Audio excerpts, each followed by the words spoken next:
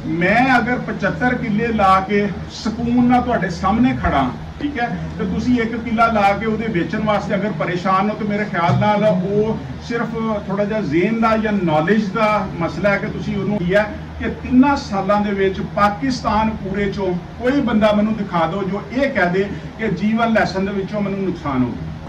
फिर भी कोई जिन्स पाकिस्तान कोई सब्जी ऐसी नहीं जी 20 तो 25 लाख 30 लाख रुपया जो किले का 7 महीने की फसल जी दे सके।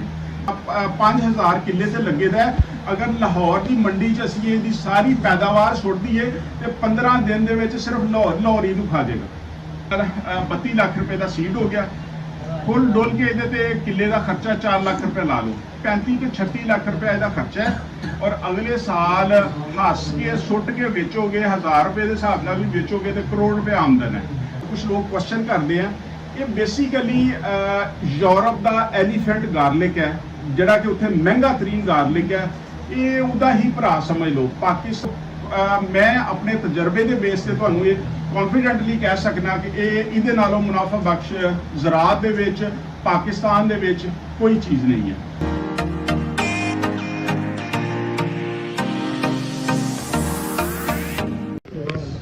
मैं दोबारा शुक्रिया अदा करांगा तुहाडे सारे भरावां दा आंदा। असल च इहदी एक खुशकिस्मती ये भी है कि इहदे विच स्टार्ट दे विच जिहड़े लोग आए वो पढ़े लिखे आए हैं इस फील्ड दे विच, जां वो इंडस्ट्रीयलिस्ट है। हुण साडा कंस्ट्रक्शन का काम है, मल्टी स्टोरी प्लाजे बनाने असी दोनों मैकेनिकल इंजीनियर्स हाँ, ठीक है, और साडा बिजनेस होर भी बिजनेसिस हैं। लेकिन इहदे स्टैट्स इन्ने अच्छे सी, इहदे च मुनाफा इन्ना अच्छा सी कि सानू इन्ने पढ़न ते मजबूर कर दिता और करन ते मजबूर कर दिता। और अल्लाह ताला ने इन्ना फजल किया कि असी पाकिस्तान की सब तो बड़ी फील्ड लगाई दी है।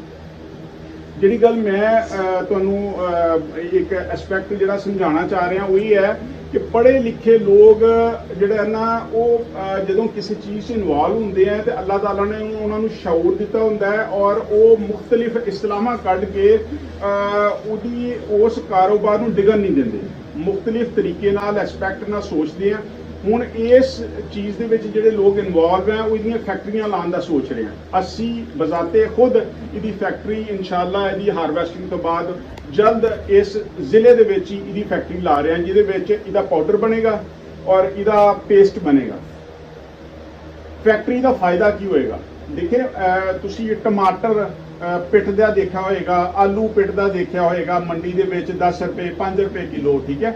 जदों असी इहदा सद्देबाब अच्छे तरीके नाल सोच लांगे तो फिर ये कल नूं पिटेगा नहीं, ठीक है। असी की करांगे, असी इहदा प्रोडक्शन हुण असी अपना जिहड़ा 75 एकड़ है या कल नूं असी 100 एकड़ ते जा रहे हैं वो तो साडी फैक्ट्री च जाएगा ही जाएगा।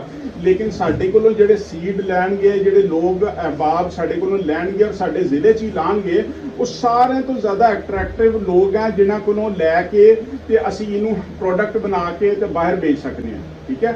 जदों इंडस्ट्री दे विच चीज़ इन्वॉल्व हो जाए फिर उस तो बाद टमाटर पिटदा क्यों है, उसकी शेल्फ लाइफ नहीं है, 5 7 10 दिन तो बाद उन्होंने रख नहीं सकते। ये ऐसी अजनास है अगर तुसी ला लेंदे हो, गोदाम बना लेंदे हो, शुरू च अगर 80 रुपए भी लसन स्टार्ट होंदा है लेकिन ये 2 साल तक इनू रखा जा सकता है। तुसी 3 महीने इंतजार कर लो, उस तो बाद थोड़ा थोड़ा मंडी से देना शुरू कर दो, ठीक है। तुसी अच्छे पैसे कमा सकते हो, 3 महीने च अपना मुक जाता है। फिर उस तो बाद इहदे विच 3 साल ते जे सीड दे हैं। लेकिन जदों लोगों ने फैक्ट्रियां ला लिया कि अगर ये स्पैन गुजर भी जाता है फिर भी कोई जिन्स पाकिस्तान दे विच कोई सब्जी ऐसी नहीं जी 20 तो 25 लाख 30 लाख रुपया जो किले का 7 महीने की फसल जी दे सके। ये बहुत मुनाफा बख्श है। फिर उस तो बाद अगर इंडस्ट्रियां इहदियां लग गई जो कि शुरू हो गई हैं, साढ़ा एक दोस्त है उस्मान, उन्हें अपना प्लांट पिंडी दे विच ला भी दिता है और पहला उन्हें ड्राई करके पाउडर पैक कर भी दिता है इसका, ठीक है। लोग बहुत जल्दी दे विच है और बहुत अच्छे तरीके नाल प्लानिंग कर रहे हैं। मेरा अपना ये बिलीव है कि ये अल्लाह ताला की रहमत है पाकिस्तान के उत्ते भी और ज़राअत दे नाल जिहड़े मुंसलिक लोग हैं उन्हां वास्ते भी अल्लाह ताला की रहमत है। हुण अल्लाह ताला की रहमत जिहड़ी होई दी है, सिर्फ मसला यह है कि असी उन्होंने एक्सैप्ट करिए और असी उहदे तो रिस्क जल्द तो जल्द कमाना शुरू करिए। इहदे विच अगला साल भी ਬਹੁਤ ਅੱਛਾ ਹੈ, ਸੀਡ ਦੇ ਤੌਰ ਤੇ ਹੈ। ਜੋ ਲੋਕ ਅੱਜ ਇਹਦੇ ਵਿੱਚ ਐਂਟਰ ਹੋ ਜਾਣਗੇ ਉਹ ਅਗਲੇ ਸਾਲ ਬਹੁਤ ਅੱਛੇ ਪੈਸੇ ਕਮਾ ਸਕਦੇ ਆ। ਮੇਰੇ ਇੱਕ ਦੋਸਤ ਹੈ, ਇੱਥੇ ਬੈਠੇ ਆ ਕਿਸੇ, ਉਹਨਾਂ ਨੇ ਮੈਨੂੰ ਸਵਾਲ ਕੀਤਾ ਸੀ ਕਿ ਇਹਨੂੰ ਕਿਹੜੀ ਮੰਡੀ ਦੇ ਵਿੱਚ ਵੇਚਣਾ ਹੈ, ਕਿੱਥੇ ਵੇਚਣਾ ਹੈ। ਠੀਕ ਹੈ, ਪਿਛਲਾ ਸਾਲ, ਪਿਛਲੇ ਤੋਂ ਪਿਛਲੇ ਸਾਲ ਜਦੋਂ ਅਸੀਂ ਇਹ ਸੀਡ ਲਿਆ, ਪੂਰੇ ਪਾਕਿਸਤਾਨ ਦੇ ਵਿੱਚ ਜਿਸ ਬੰਦੇ ਨੇ ਲਾਇਆ ਤਾਂ ਸੀ, ਮੈਂ ਹਰ ਬੰਦੇ ਨਾਲ ਰਾਬਤਾ ਕੀਤਾ। ਸਿਰਫ ਫੈਸਲਾਬਾਦ ਦੇ ਵਿੱਚ ਇੱਕ ਬੰਦਾ ਸੀ ਜਿਹਨੇ ਮੈਨੂੰ 200 ਕਿਲੋ ਦਿੱਤਾ, ਬਾਕੀ ਕਿਸੇ ਬੰਦੇ ਕੋਲ ਹੈ ਹੀ ਨਹੀਂ ਸੀ। ਪਿਛਲੇ ਸਾਲ ਲੋਕਾਂ ਨੇ ਬੀਜ ਲੈਣ ਵਾਸਤੇ, ਜਿਸ ਬੰਦੇ ਕੋਲ ਬੀਜ ਸੀ ਉਹਦੀਆਂ ਲੱਤਾਂ ਵੀ ਘੁੱਟ ਗਈਆਂ, ਤਰਲੇ ਵੀ ਕੀਤੇ ਆ, ਸਿਫਾਰਸ਼ਾਂ ਵੀ ਰਿਸ਼ਤੇਦਾਰਾਂ ਦੀਆਂ ਪਾਈਆਂ ਕਿ ਯਾਰ ਥੋੜਾ ਜਿਹਾ ਸਾਨੂੰ ਦੇ ਦਿਓ। ਇਸ ਸਾਲ ਕੀ ਫਰਕ ਹੈ, ਥੋੜਾ ਜਿਹਾ ਮਾਰਕੀਟਿੰਗ ਕਰਨੀ ਪੈ ਰਹੀ ਹੈ। ਠੀਕ ਹੈ, ਨੈਟ ਦੇ ਉੱਤੇ ਮੁxtਲਿਫ ਤਰੀਕੇ ਨਾਲ ਦੱਸਣਾ ਪੈ ਰਿਹਾ ਕਿ ਜੀ ਯਾਰ ਸਾਡੇ ਕੋਲ ਸੀਡ ਹੈ, ਤੁਸੀਂ ਆ ਕੇ ਸਾਡੇ ਕੋਲ ਆਹਿਸਤਾ ਆਹਿਸਤਾ। ਮੇਰਾ ਕਹਿਣ ਦਾ ਮਤਲਬ ਹੈ ਕਿ ਇੱਕ ਸਟੇਜ ਹੁੰਦੀ ਹੈ, ਜਿਸ ਤਰ੍ਹਾਂ ਚੀਜ਼ ਫੈਲਦੀ ਜਾਂਦੀ ਹੈ ਉਹਦੀ ਐਸਪੈਕਟਸ ਥੋੜੇ ਜਿਹੇ ਮੁਸ਼ਕਿਲ ਹੁੰਦੇ। ਹਾਂ, ਅਗਲੇ ਸਾਲ ਵੀ ਇਹਨੂੰ ਵੇਚਣਾ ਮੁਸ਼ਕਿਲ ਨਹੀਂ ਹੈ। ਉਹ ਕਿਸ ਤਰ੍ਹਾਂ ਮੁਸ਼ਕਿਲ ਨਹੀਂ ਹੈ? ਮੁਸ਼ਕਿਲ ਕੀ ਹੈ? ਮੁਸ਼ਕਿਲ ਇਹ ਹੈ, ਥੋੜਾ ਜਿਹਾ ਲਾਲਚ ਹੈ ਕਿ ਜੀ 2000 ਰੁਪਇਆ ਰੇਟ ਚੱਲਦਾ ਪਿਆ ਹੈ ਤੇ ਮੈਂ 2000 ਦੇ ਉੱਤੇ ਵੇਚਾਂ। ਯਾਰ ਅਗਰ 2000 ਰੁਪਏ ਰੇਟ ਚੱਲਦਾ ਪਿਆ ਹੈ, 2000 ਦੇ ਹਿਸਾਬ ਨਾਲ 2 ਕਰੋੜ ਰੁਪਇਆ ਬਣਦਾ ਹੈ। ਠੀਕ ਹੈ, ਤੁਸੀਂ 1700 ਰੁਪਏ ਚ ਦੇ ਦਿਓ। ਜਿਹੜੇ ਮਾਰਕੀਟ ਦੇ ਵਿੱਚ ਡੀਲਰਸ ਹੈ, ਹੁਣ ਸਬਜ਼ੀ ਤੁਸੀਂ ਆੜਤੀ ਨੂੰ ਦਿੰਦੇ ਹੋ, ਉਹਦਾ ਕਮਿਸ਼ਨ, ਉਹਦਾ ਉਹ ਚੀਜ਼ਾਂ ਵਿੱਚ ਕਾਊਂਟ ਕਰਕੇ ਅੱਗੋਂ ਜਿਹੜਾ ਦੁਕਾਨਦਾਰ ਹੈ ਉਹਦਾ ਕਮਿਸ਼ਨ ਵਿੱਚ ਕਾਊਂਟ ਕਰਕੇ ਫਿਰ ਐਂਡ ਯੂਜ਼ਰ ਤੱਕ ਜਾਂਦੀ ਹੈ। ਤੇ ਜਿਹੜਾ ਬੰਦਾ ਜਿਸ ਕੰਮ ਦੇ ਵਿੱਚ ਕਾਬਿਲ ਹੈ ਤੁਸੀਂ ਉਹਦਾ ਹਿੱਸਾ ਕੱਢੋ। ਠੀਕ ਹੈ, ਅਗਰ ਤੁਸੀਂ ਨਹੀਂ ਵੇਚ ਸਕਦੇ, ਜਿਹੜੀ ਚੀਜ਼ ਦਾ ਰੇਟ 2000 ਹੈ, 1800 ਰੁਪਏ ਚ ਉਹਨੂੰ ਦੇ ਦਿਓ। ਉਹਦਾ ਆਬਜੈਕਟ ਹੈ, ਉਹਨੇ ਨੈਟਵਰਕ ਪੂਰਾ ਪਾਕਿਸਤਾਨ ਚ ਫੈਲਾਇਆ, ਉਹ ਖੁਦ ਹੀ ਵੇਚ ਲੇਗਾ। 1800 ਘੱਟ ਹੈ, ਇੱਕ ਬੰਦੇ ਨੂੰ 2 ਕਰੋੜ ਬਚਦਾ ਪਿਆ ਹੈ, ਉਹ 1 ਕਰੋੜ 80 ਬਚਾ ਲੇ। ਠੀਕ ਹੈ, ਅਗਲੇ ਸਾਲ ਇਹਦਾ ਰੇਟ ਕੀ ਹੋਏਗਾ? ਇਸ ਸਾਲ ਤਕਰੀਬਨ 2000 ਰੁਪਏ ਕਿਲੋ ਜਿਹੜਾ ਨਾ ਚੱਲਦਾ ਪਿਆ, ਐਸਟੀਮੇਟਿਡ ਹੈ। ਐਸਟੀਮੇਟਿਡ ਵੀ ਹੈ ਤੇ ਥੋੜਾ ਜਿਹਾ ਅਸੀਂ ਜਿਹੜੇ ਵੱਡੇ ਗਰੋਅਰਸ ਆ, ਅਸੀਂ ਆਪਸ 'ਚ ਬੈਠਨੇ ਆ, ਅਸੀਂ ਹੀ ਡਿਸਾਈਡ ਕਰਨੇ ਆ ਕਿ ਅਗਲੇ ਸਾਲ ਇਹ ਕਿਸ ਤਰ੍ਹਾਂ ਚੱਲੇਗਾ, ਕੀ ਹੋਏਗਾ। ਕੱਲ ਵੀ ਸਾਡੀ ਇਫਤਾਰੀ ਸੀ, ਪੂਰੇ ਪਾਕਿਸਤਾਨ 'ਚੋਂ ਤਕਰੀਬਨ ਫਾਰਮਰਸ ਆਏ ਦੇ ਸੀ। ਮੈਂ ਕਹਿੰਦਾ ਕਿ ਅਗਲੇ ਸਾਲ 1000 ਰੁਪਏ ਵੀ ਹੋਏ ਇਹਦਾ ਰੇਟ, ਅੱਧੋ ਅੱਧ ਥੱਲੇ ਗਿਰ ਜੇ। ਠੀਕ ਹੈ, 1000 ਰੁਪਏ ਦੇ ਹਿਸਾਬ ਨਾਲ ਵੀ 10 ਟਨ ਇਹਦੀ ਹੱਸ ਕੇ ਪੈਦਾਵਾਰ 1 ਕਿੱਲੇ 'ਚੋਂ ਆ ਜਾਂਦੀ ਹੈ ਤੇ 1 ਕਰੋੜ ਰੁਪਇਆ ਬਣਦਾ ਹੈ। ਇਹਦੇ ਤੇ ਖਰਚਾ ਕੀ ਹੈ? ਇਸ ਵੇਲੇ ਹਾਜ਼ਰ ਮੌਕੇ ਦੇ ਵਿੱਚ ਖਰਚਾ ਕੀ ਹੈ? ਇਹਦਾ 1600 ਕਿਲੋ ਗਿੱਲਾ ਅਗਰ ਤੁਸੀਂ ਖਰੀਦੋ ਤੇ ਉਹਦੇ ਨਾਲ 1 ਕਿੱਲਾ ਲੱਗ ਜਾਂਦਾ ਹੈ। ਇੱਕ ਮੋਟੀ ਜੀ ਮੈਂ ਝਟਕੀ ਜੀ ਤੁਹਾਡੇ ਨਾਲ ਗੱਲ ਕਰ ਰਿਹਾ, ਸਿਹਤਮੰਦ ਜਿਹੜਾ ਬੀਜ ਹੈ ਉਹ 1600 ਕਿਲੋ ਲਓਗੇ ਤੇ 1 ਕਿੱਲਾ ਜਾਏਗਾ। 1600 2000 ਦੇ ਹਿਸਾਬ ਨਾਲ 32 ਲੱਖ ਰੁਪਏ ਦਾ ਸੀਡ ਹੋ ਗਿਆ। ਫੁੱਲ ਡੋਲ ਕੇ ਇਹਦੇ ਤੇ ਕਿੱਲੇ ਦਾ ਖਰਚਾ 4 ਲੱਖ ਰੁਪਏ ਲਾ ਲਓ, 35 ਤੋਂ 36 ਲੱਖ ਰੁਪਏ ਇਹਦਾ ਖਰਚਾ ਹੈ। ਔਰ ਅਗਲੇ ਸਾਲ ਹੱਸ ਕੇ ਸੁੱਟ ਕੇ ਵੇਚੋਗੇ, 1000 ਰੁਪਏ ਦੇ ਹਿਸਾਬ ਨਾਲ ਵੀ ਵੇਚੋਗੇ ਤੇ ਕਰੋੜ ਰੁਪਏ ਆਮਦਨ ਹੈ। ਇਸ ਵੇਲੇ ਚੱਲਦੇ ਕਾਰੋਬਾਰ ਜਿਹੜੇ ਆ ਉਹ ਡਿੱਗੇ ਪਏ ਆ ਤੇ ਕੋਈ ਐਸਾ ਕਾਰੋਬਾਰ ਨਹੀਂ ਜਿਹਦੇ 'ਚ ਤੁਸੀਂ 1 ਸਾਲ 'ਚ ਜਾਂ 7 ਮਹੀਨਿਆਂ 'ਚ ਆਪਣੇ ਪੈਸੇ ਦੂਣੇ ਕਰ ਲਓ। ਠੀਕ ਹੈ, ਬੜੇ ਅੱਛੇ ਕਾਰੋਬਾਰ ਜਿਹੜੇ ਆ 2 ਤੋਂ 3 ਸਾਲ ਲੈਂਦੇ ਆ ਆਪਣੀ, ਸਿਰਫ ਤੁਸੀਂ ਜਿਹੜਾ ਖਰਚਾ ਕੀਤਾ ਹੁੰਦਾ ਉਹਨੂੰ ਹੀ ਕਵਰ ਕਰਨ ਦੇ ਵਿੱਚ। ਤੇ ਇਹ ਤੁਹਾਨੂੰ ਅਗਰ 35 ਲੱਖ ਰੁਪਏ ਲਾ ਕੇ ਅਗਲੇ ਸਾਲ ਕਰੋੜ ਰੁਪਏ ਦਿੰਦਾ ਪਿਆ ਤੇ ਇਹਦੇ ਵਰਗਾ ਮੇਰਾ ਖਿਆਲ ਹੈ ਕਿ ਕਾਰੋਬਾਰ ਨਹੀਂ ਹੈ। ਠੀਕ ਹੈ, ਮੈਂ ਅਗਰ 75 ਕਿੱਲੇ ਲਾ ਕੇ ਸਕੂਨ ਨਾਲ ਤੁਹਾਡੇ ਸਾਹਮਣੇ ਖੜਾ, ਠੀਕ ਹੈ, ਤੇ ਤੁਸੀਂ 1 ਕਿੱਲਾ ਲਾ ਕੇ ਉਹਦੇ ਵੇਚਣ ਵਾਸਤੇ ਅਗਰ ਪਰੇਸ਼ਾਨ ਹੋ ਤਾਂ ਮੇਰੇ ਖਿਆਲ ਨਾਲ ਉਹ ਸਿਰਫ ਥੋੜਾ ਜਿਹਾ ਜ਼ੇਨ ਦਾ ਜਾਂ ਨੌਲੇਜ ਦਾ ਮਸਲਾ ਹੈ ਕਿ ਤੁਸੀਂ ਉਹਨੂੰ ਅੱਛੇ ਤਰੀਕੇ ਨਾਲ ਸਟੱਡੀ ਨਹੀਂ ਕਰ ਪਾ ਰਹੇ, ਉਹਨੂੰ ਸਿੱਖ ਨਹੀਂ ਪਾ ਰਹੇ। ਅਦਰਵਾਈਜ਼ ਮਸਲਾ ਮੇਰੇ ਵਾਸਤੇ ਕੋਈ ਮਸਲਾ ਨਹੀਂ। ਮੈਂ ਇੱਕ ਛੋਟੀ ਜੀ ਤੁਹਾਨੂੰ ਐਗਜ਼ਾਮਪਲ ਦੇਣਾ ਕਿ ਇੱਕ ਬੰਦੇ ਨੇ, ਸਿਰਫ ਇੱਕ ਬੰਦੇ ਨੇ ਮੇਰੇ ਕੋਲ 2 ਲੱਖ ਕਿਲੋ ਖਰੀਦੇ। ਇੰਨੀ ਡਿਮਾਂਡ ਹੈ ਇਸ ਚੀਜ਼ ਦੀ। ਇੱਕ ਚਾਰਟਰਡ ਅਕਾਊਂਟੈਂਟ ਸਾਡੇ ਕੋਲ ਆਏ, ਉਹਨਾਂ ਨੇ 6000 kg ਲੈਣਾ ਸੀ, 6 ਟਨ ਲੈਣਾ ਸੀ। ਆ ਕੇ ਉਹਨਾਂ ਨੂੰ ਅਸੀਂ ਸਮਝਾਇਆ ਕਿ ਪੜ੍ਹਿਆ ਲਿਖਿਆ ਬੰਦਾ ਸੀ, ਉਹਨੂੰ ਸਮਝਾਇਆ ਕਿ ਯਾਰ ਤੁਸੀਂ ਪੈਸੇ ਆ ਤੁਹਾਡੇ ਕੋਲ? ਉਹਨੇ ਕਿਹਾ ਜੀ ਬਿਲਕੁਲ ਪੈਸੇ ਆ ਮੇਰੇ ਕੋਲ, ਮੈਂ ਈਜ਼ੀ ਆ। ਮੈਂ ਕਿਹਾ ਆਫਤਾਬ ਨੇ ਉਹਨੂੰ ਸਮਝਾਇਆ ਕਿ ਯਾਰ ਅਗਰ ਤੁਸੀਂ 12 ਟਨ ਲੈ ਲਓ ਤੇ ਜਦੋਂ ਡਰਾਈ ਹੋ ਕੇ ਮਹਿੰਗਾ ਹੋਏਗਾ ਤੇ ਅੱਧਾ ਵੇਚਦੇ ਹੋ, ਲਾਣਾ ਤਾਂ ਤੁਸੀਂ 6 ਟਨ ਹੀ ਹੈ। ਠੀਕ ਹੈ, 12 ਟਨ ਲੈ ਲਓ, ਜਦੋਂ ਸੁੱਕਾ 6 ਟਨ ਤੁਸੀਂ ਵੇਚਦੇ ਹੋ ਤੇ ਤੁਹਾਡੇ ਬਿਲਕੁਲ ਇਨਵੈਸਟਮੈਂਟ ਸਾਰੀ ਜ਼ੀਰੋ ਹੋ ਜਾਏਗੀ। ਤੁਹਾਡੀ ਜਿਹੜੇ ਆ ਨਾ ਉਹ 6 ਟਨ ਲੱਗ ਵੀ ਜਾਏਗਾ, 4 ਕਿੱਲੇ ਲੱਗ ਵੀ ਜਾਣਗੇ। ਉਸ ਬੰਦੇ ਦੇ ਗਾਟੇ 'ਚ ਇਹ ਗੱਲ ਇੰਨੀ ਫਿੱਟ ਹੋਈ ਕਿ ਉਹਨੇ ਸਾਡੇ ਨਾਲ ਡਿਸਕਸ ਕਰਕੇ ਸਾਰੇ ਬਿਜ਼ਨਸ ਪਲਾਨ 22 ਟਨ ਸਾਡੇ ਕੋਲ ਖਰੀਦਿਆ। ਠੀਕ ਹੈ। ਫਿਰ ਉਸ ਤੋਂ ਬਾਅਦ ਨਵਾਂ ਫੋਨ ਆਇਆ ਆਫਤਾਬ ਨੂੰ, ਉਹਨੇ ਕਿਹਾ ਜੀ ਮੈਂ ਇੱਕ ਤੁਰੀ ਵੀ ਨਹੀਂ ਵੇਚਦਾ ਪਿਆ, ਮੈਂ 22 ਦਾ 22 ਟਨ ਲਾ ਰਿਹਾ। ਠੀਕ ਹੈ। ਲੋਕਾਂ ਨੂੰ ਜਿਨ੍ਹਾਂ ਨੂੰ ਗੱਲ ਸਮਝ ਆ ਜਾਂਦੀ ਹੈ, ਇਹਦੇ ਵਿੱਚ ਅੱਲਾਹ ਤਾਲਾ ਨੇ ਇੰਨਾ ਰਿਜ਼ਕ ਔਰ ਇੰਨੀ ਬਰਕਤ ਰੱਖੀ ਹੈ ਕਿ 3 ਸਾਲਾਂ ਦੇ ਵਿੱਚ ਪਾਕਿਸਤਾਨ ਪੂਰੇ ਚੋਂ ਕੋਈ ਬੰਦਾ ਮੈਨੂੰ ਦਿਖਾ ਦਿਓ ਜੋ ਇਹ ਕਹਿ ਦੇ ਕਿ ਜੀਵਨ ਲੈਸਨ ਦੇ ਵਿੱਚੋਂ ਮੈਨੂੰ ਨੁਕਸਾਨ ਹੋ ਗਿਆ। ਕੋਈ ਬੰਦਾ ਐਸਾ ਨਹੀਂ ਹੈ। ਅੱਲਾਹ ਤਾਲਾ ਨੇ ਇੰਨੀ ਬਰਕਤ ਇਹਦੇ ਵਿੱਚ ਰੱਖੀ ਹੈ, ਇੰਨਾ ਇਹਦੇ ਵਿੱਚ ਰਿਜ਼ਕ ਹੈ ਔਰ ਚੱਲਦਾ ਰਹੇਗਾ। 25 ਲੱਖ ਰੁਪਇਆ 30 ਲੱਖ ਰੁਪਇਆ ਜਿਸ ਕਿੱਲੇ ਚੋਂ ਆ ਰਿਹਾ ਹੈ ਔਰ ਤੁਹਾਡਾ ਬੀ ਫ੍ਰੀ ਹੋ ਜਾਂਦਾ ਹੈ। ਪਹਿਲੇ ਸਾਲ ਤੁਸੀਂ ਲੱਲਿਆ, ਤੀਸਰੇ ਸਾਲ ਮੈਂ ਕਹਿੰਦਾ ਤੁਸੀਂ 10 ਕਿੱਲਿਆਂ ਤੇ ਵੀ ਚਲੇ ਜਾਂਦੇ ਹੋ, 10 ਕਿੱਲਿਆਂ ਤੇ ਚਲੇ ਜਾਂਦੇ ਹੋ, ਬਾਕੀ ਵੇਚ ਦਿੰਦੇ ਹੋ। ਆਫਤਾਬ ਨੇ ਤੇ 16 ਕਿੱਲਿਆਂ ਦਾ ਹੈ, 10 ਕਿੱਲਿਆਂ ਨੂੰ ਮੇਨਟੇਨ ਕਰ ਲੈਂਦੇ ਹੋ। 25 ਲੱਖ ਰੁਪਇਆ ਕਿੱਲੇ ਦੇ ਹਿਸਾਬ ਨਾਲ ਮੰਡੀ 'ਚ ਸੁੱਟ ਕੇ ਵੇਚ ਦਿਓ ਤੇ 2.5 ਕਰੋੜ ਰੁਪਇਆ ਬਣਦਾ ਹੈ 7 ਮਹੀਨਿਆਂ ਦਾ। ਸਾਨੂੰ ਹੋਰ ਕੀ ਚਾਹੀਦਾ? 10 ਕਿੱਲੇ ਹਰ ਬੰਦੇ ਕੋਲ ਹੁੰਦੇ ਆ, ਜਾਂ ਠੇਕੇ ਵੀ ਲੈ ਲੈਂਦਾ ਕੋਈ ਬੰਦਾ। ਕਿੱਲੇ 2 ਕਿੱਲੇ ਤੋਂ ਤੁਰ ਕੇ 3 ਸਾਲਾਂ 'ਚ 10 ਕਿੱਲਿਆਂ ਤੇ ਪਹੁੰਚ ਕੇ ਹਰ ਸਾਲ ਆਪਣੇ ਬੱਚਿਆਂ ਵਾਸਤੇ ਅਗਰ 2.5 ਕਰੋੜ ਰੁਪਇਆ ਤੁਸੀਂ ਆਮਦਨ ਲੈਂਦੇ ਹੋ ਤਾਂ ਮੇਰੇ ਖਿਆਲ ਨਾਲ ਪੂਰਾ ਮੁਲਕ ਹੀ ਖੁਸ਼ਹਾਲ ਹੋ ਜਾਏਗਾ। ਹੁਣ ਇਹਦੇ 'ਚ ਟਾਈਮ ਕਿਸ ਤਰ੍ਹਾਂ ਲੱਗੇਗਾ? ਸਭ ਤੋਂ ਪਹਿਲੇ ਤੇ 70% ਲੈਸਨ ਸਾਡਾ ਬਾਹਰੋਂ ਆਉਂਦਾ ਹੈ। 70% ਨੂੰ ਬਾਹਰੋਂ ਵਾਲਾ ਬੰਦ ਹੋ ਜਾਏਗਾ। ਹੌਲੀ ਹੌਲੀ ਸਾਡੀ ਪੈਦਾਵਾਰ ਵੱਧਦੀ ਜਾਏਗੀ, ਅਸੀਂ ਉਸ 70% ਨੂੰ ਜਿਹੜਾ ਨਾ ਕਵਰ ਕਰਾਂਗੇ।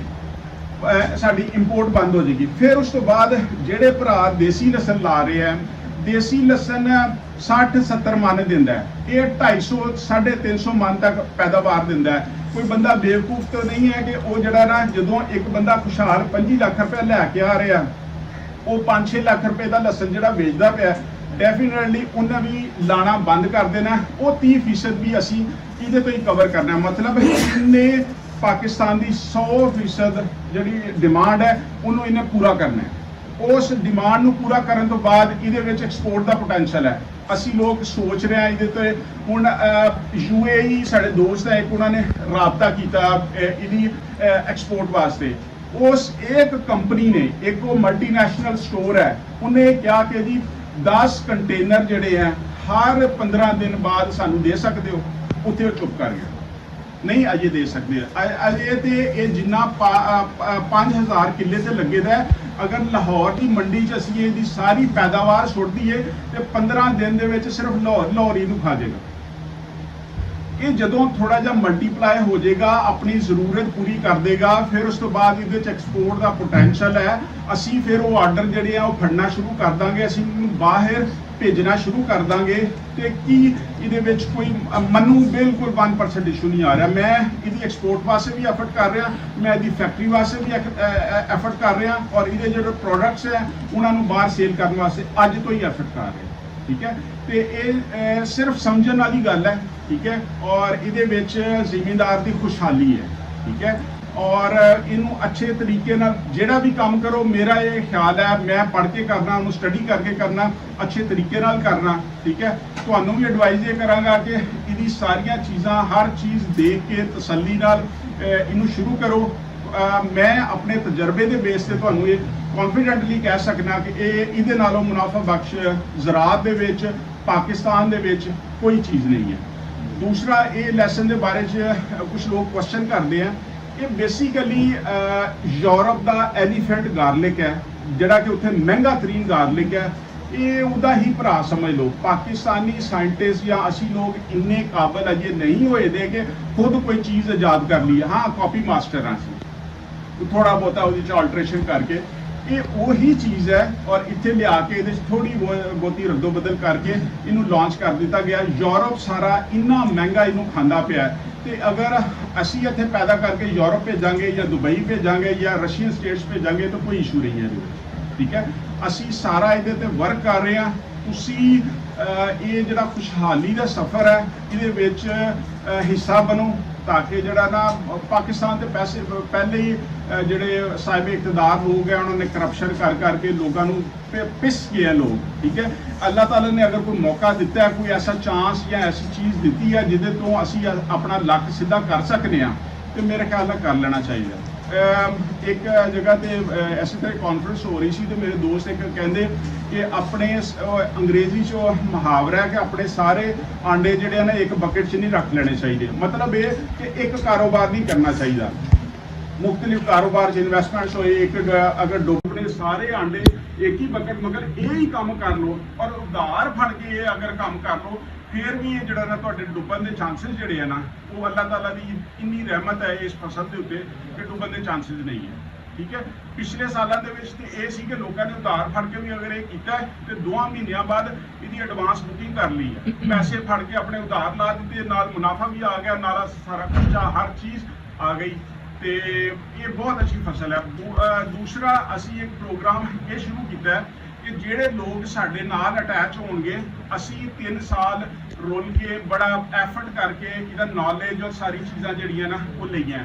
लेकिन मेरे ख्याल नाल हर बिजनेस हर चीज़ की ना ज़कात होंदी है। ठीक है, मैं समझना कि ज़रात की ज़कात ये है कि अगर तुहानू कोई चीज़ पता है तो आम आवाम वास्ते उसकी आसानी पैदा कर दो, उन्होंने नॉलेज डिलीवर कर दो। साडे मुआशरे च ये कबाहत है कि किसी नू किसी शय का पता है वो मरने दम तक वो किसी नू दूसरे नू नहीं दसदा, मर जाता कबर च चला जाता किसी नू नहीं दसदा। असी जेडे फार्मर्स एटलीस्ट इन्नी एफर्ट तो असी कर सकते हैं कि साडे कोल जेडे बीज लै रहे हैं उन्होंने ये 210 दिन की फसल है, असी 210 दिन का प्लान उन्होंने देवांगे, पहले दिन तो रख के आखिरी दिन तक कि 7वें दिन इनू की पाना है, 9वें दिन केड़ा स्प्रे करना है, कितनी मिकदार की चीज़ हर चार्ट 210 दिन का बना के उन्होंने देवांगे। फिर उस तो बाद उन्होंने लोगों का WhatsApp ग्रुप बनावांगे ਜਿਹੜੇ ਸਾਡੇ ਕੋਲੋਂ ਸੀਡ ਲੈਣਗੇ, ਉਹਨਾਂ ਨੂੰ ਕੋਈ ਇਸ਼ੂ ਆਉਂਦਾ ਹੈ ਉਹ ਤਸਵੀਰ ਉਸ ਗਰੁੱਪ ਦੇ ਵਿੱਚ ਐਲਾਨ ਫੌਰੀ ਤੌਰ ਤੇ ਸਾਡੀ ਐਗਰੋਨੋਮੀ ਦੀ ਟੀਮ ਹੈ, ਸਾਡੇ ਮੈਨੇਜਰ ਹੈ ਪਿੱਛੇ ਬੈਠੇ ਹੈ, ਇਹਨਾਂ ਨੇ MSc ਕੀਤੀ ਦੀ ਹੈ ਐਗਰੋਨੋਮੀ ਦੇ ਵਿੱਚ, ਮਤਲਬ ਜ਼ਰਾਤ ਦੇ ਵਿੱਚ MSc ਕੀਤੀ ਦੀ ਹੈ।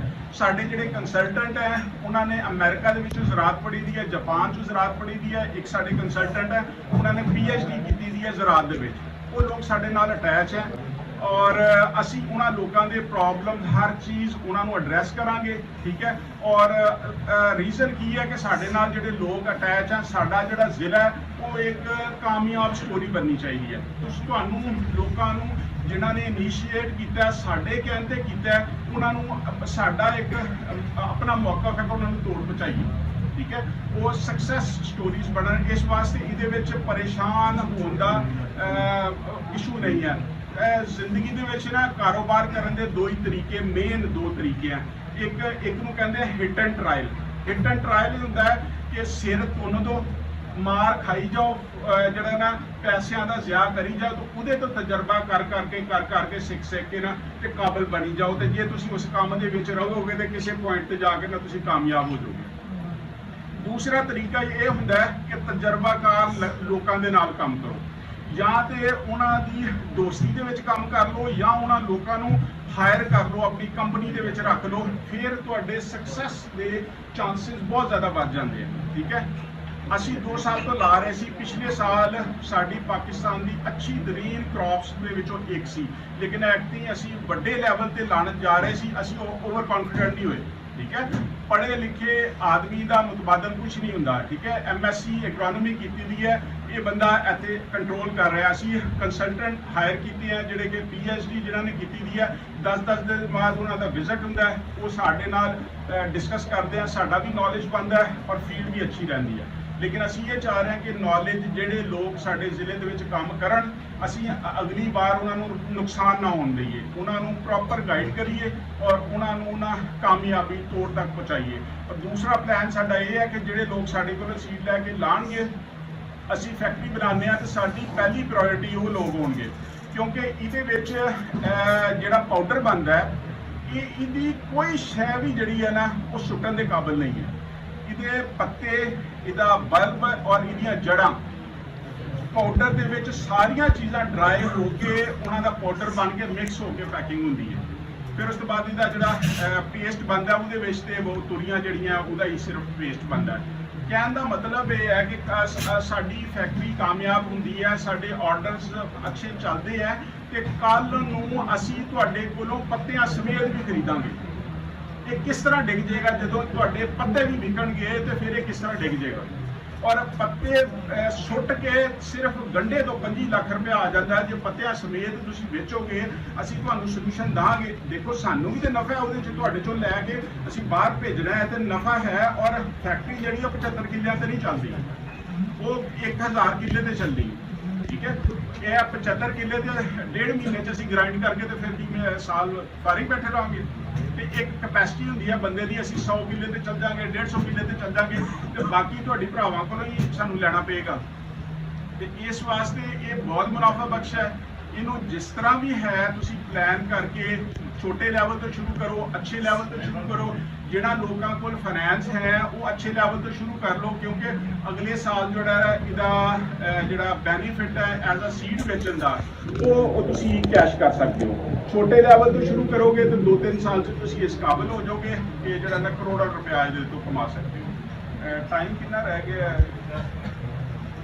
ਮੇਰੇ ਖਿਆਲ ਨਾਲ ਸਵਾਲ ਜਵਾਬ ਜਿਹੜਾ ਨਾ ਅਫਤਾਰੀ ਤੋਂ ਬਾਅਦ ਕਰ ਲੈਂਦੇ ਆ ਥੋੜੀ ਦੇਰ ਹੈ। ਕੋਈ ਸਵਾਲ ਹੈ ਭਰਾ ਦਾ ਤੇ ਦੱਸੇ। हाँ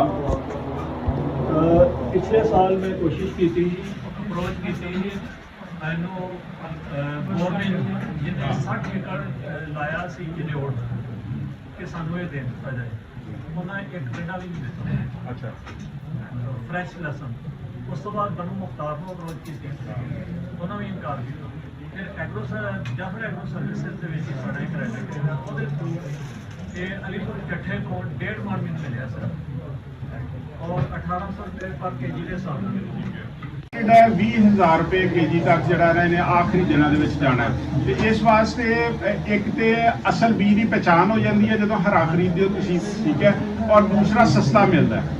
ਤੇ ਇਹ ਮੇਰੇ ਖਿਆਲ ਨਾਲ ਅਗਰ ਲੈਣਾ ਹੋਏ ਤੇ ਇਸ ਮੌਕੇ ਤੇ ਲੈਣਾ ਚਾਹੀਏ। ਔਰ ਦੂਸਰਾ ਫਾਇਦਾ ਇਸ ਮੌਕੇ ਤੇ ਲੈਣ ਦਾ ਇਹ ਹੁੰਦਾ ਕਿ ਤੁਸੀਂ ਥੋੜਾ ਜਿਹਾ ਬੀਜ ਲੈ ਕੇ ਉਹਨੂੰ ਟੰਗ ਕੇ ਤੇ ਉਹਦੇ ਸਾਰੇ ਮਾਮਲਾਤ ਦੇ ਵਿੱਚੋਂ ਥਰੂ ਹੋ ਜਾਂਦੇ ਹੋ, ਕਿਉਂਕਿ ਜਦੋਂ 1600 ਕਿਲੋ ਨੂੰ ਟੰਗ ਕੇ ਸਾਰੇ ਮਾਮਲਾਤ ਤੁਸੀਂ ਦੇਖ ਲੋਗੇ ਤੇ ਜਦੋਂ ਫਸਲ ਤੁਹਾਡੀ ਆਏਗੀ 12 ਟਨ ਆਏਗੀ ਤੇ ਫਿਰ ਉਹਨੂੰ ਟੰਗਣਾ, ਸੁਕਾਉਣਾ, ਹਰ ਚੀਜ਼ ਵਾਸਤੇ ਤੁਸੀਂ ਰੈਡੀ ਹੋਵੋਗੇ।